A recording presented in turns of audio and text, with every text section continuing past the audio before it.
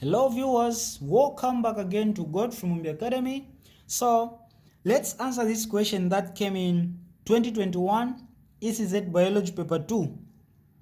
Okay, so the question is saying figure 3 shows a longitudinal section through a root tip. So this is a root tip. When they say root tip, they are talking about that part, the far end of the root, the part at the end of the root, okay, the tip of the root. So they've taken the photo and they've zoomed it, and this is the structure. So as you can see, this is the longitudinal what section. Now we have main parts G, H, I, J, and here this is indicated as vesicular bundles. Question A, identify the parts labeled G and H. G and J. You can see, firstly, they've thought that this is a root tip. So when you see D, G rather, just by looking at it, you are able to tell that this is the root hair, okay, or the root hair cells.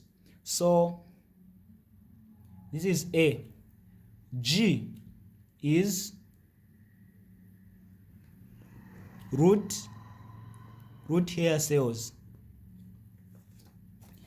So G is root hair cells. What about J? J here. So this is the root cap. Okay, this is the root cap. So J is root cap, like that. Then question B, identify the part. So the root cap is this bottom part here. Yeah, you should know the one they are asking about, J. So the B is saying which labeled part in figure 3 is responsible for generating new cells. New cells. So you should know and understand that new cells are always generated by the meristematic tissues. Okay? So when you're talking about the meristematic tissues, they are found somewhere in between. They are found in they make that layer that encircles the vesicular bundles. Okay, this layer that is encircling the vesicular bundles is what we call the meristematic tissues. That's where they are found, and they are in various types. So they are the ones that are responsible for production of new cells. So in this case, because there's no any labeled part here, it's this middle part I. Okay, you can see that I, this is the part, it's the middle part. So it is region I for question B. So you say region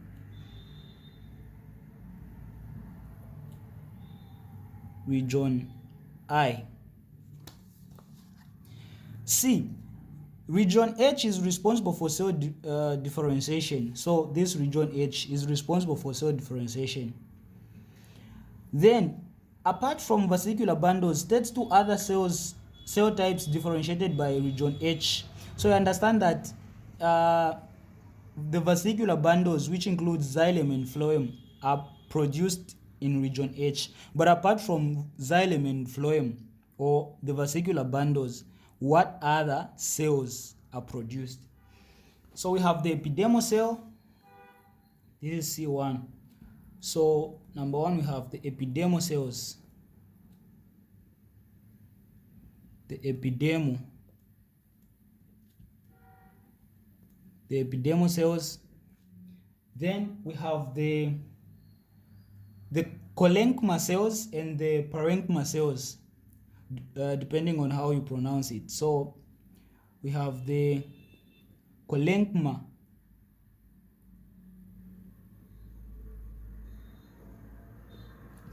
cells. 3, we can add the parenchyma cells.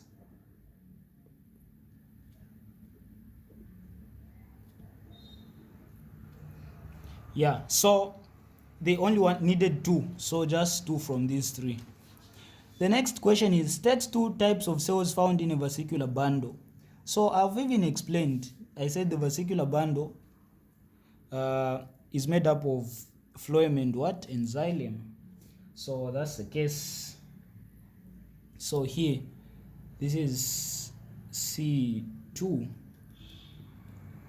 So we have xylem as number 1. Number 2, we have phloem.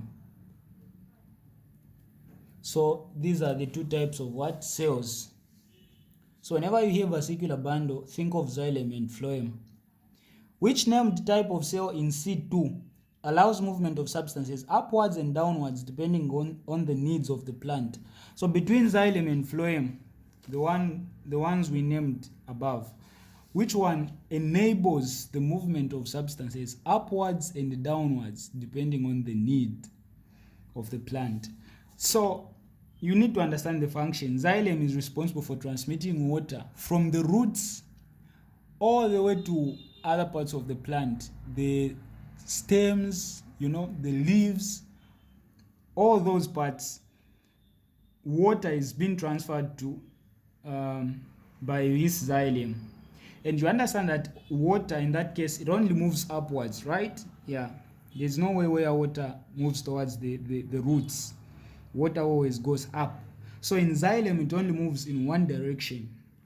But when you consider the function of phloem, it moves the food, okay, the manufactured food, from the site of synthesis to the site of usage, from the site of synthesis to the site of storage, or from the site of storage to the site of usage, through the process of what?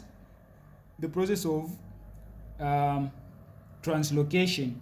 So here you need to understand, it's very, very important.